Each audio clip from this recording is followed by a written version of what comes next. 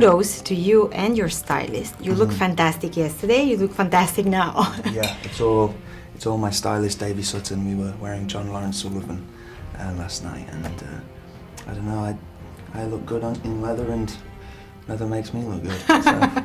Well, that's a good combination to have. You know, I gotta tell you, Eamon has, I can see a lot of anger in him, a lot of issues, a lot of, I'm sure, things that we're about to see. How do you feel playing somebody like him? I guess he reminds us of a young Daemon, doesn't he? Yeah, for sure. I mean, so much of his image that Aemond has kind of cultivated over the years, this image that acts as almost a shield of armor for Aemond.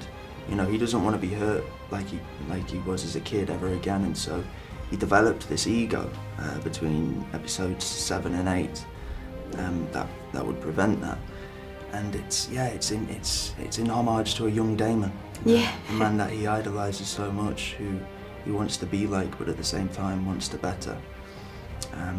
From the Targaryen blacks to the long hair, it's like a young Daemon.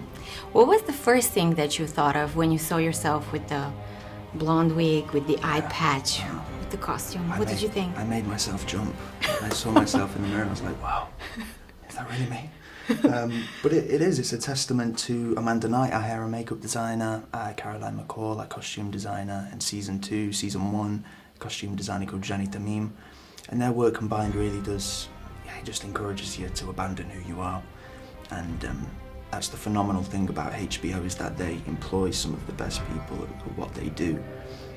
You know, all of those guys are in the top tier at it, and it's one of the best parts of the job, the collaboration. Definitely, and I want to tell you that my brother works in VFX.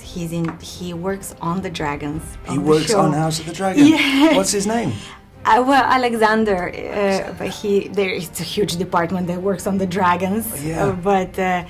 Okay. Yeah, so it's absolutely fantastic to see those dragons. How do you feel about riding the dragons and being part of that process? Well, first and foremost, I've got to thank Alexander for making Vhagar so damn beautiful. It's brilliant. You know, just all the departments combined to put on a spectacle. You know, especially Vhagar. She is. I just think she's the most beautiful dragon in our show. She is, right? Yes. We utilise what we call the book, and it's basically this mechanical booking bronco that's suspended about 15-20 foot up in the air. We use something called the volume, which was made famous by Disney's The Mandalorian. Are you familiar with it? Yeah. Yeah, so it projects the world around you, the environment around you, and so it really gives you something to react to, as opposed to just green screen. Yeah. And you couple that with the wind machine, the rain machine, and you know, as an actor, you can't help but escape and buy into what's going on. We tried a little bit of that last night. We had a simulation of a dragon at the party. I didn't see that. Did you? Yes. No way.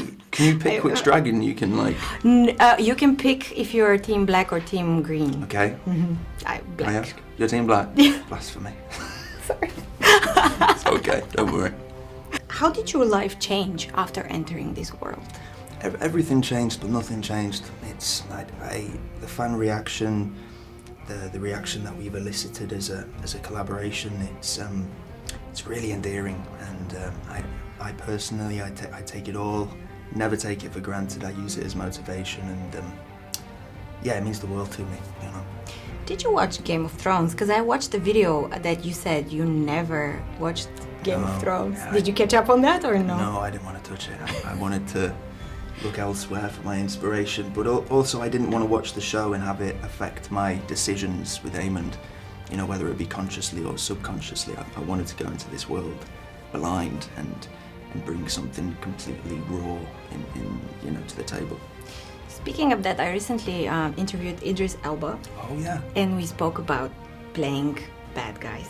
Okay. And he said, because I always, as a viewer, I imagine it's fun to play somebody who's not the opposite of you.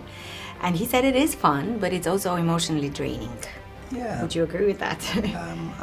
I would. Yeah, it's a challenge. You know, Aemond, he presents a lot of them. What I love about Aemond this season, in season 2, is that you aren't going to see him as just a one-dimensional black cat sort of villain. There's going to be other sides to him that boil to the surface, and I can't wait for people to see that. I have the feeling he kind of regrets what happened at the end of season 1. Really? Okay. Sometimes. Maybe. Maybe not. I think you see it at the end of season 1. You know, on the back of Aegar. Yes, his face, your face, Yeah, you see it in his eye. It's like, yeah, he realizes what he did was a mistake, and he let his emotions get the better of him. And I think the beautiful thing about Aemond, and what I love to explore, is that moral ambiguity. You don't know where he stands. He's although he's smiling, although he's quite stony faced, it doesn't mean he's happy on the inside. There's cogs turning behind his eye. You don't know what he's thinking, but you know for sure he is thinking. But what that is, you're gonna have to tune in and find out. It's fantastic.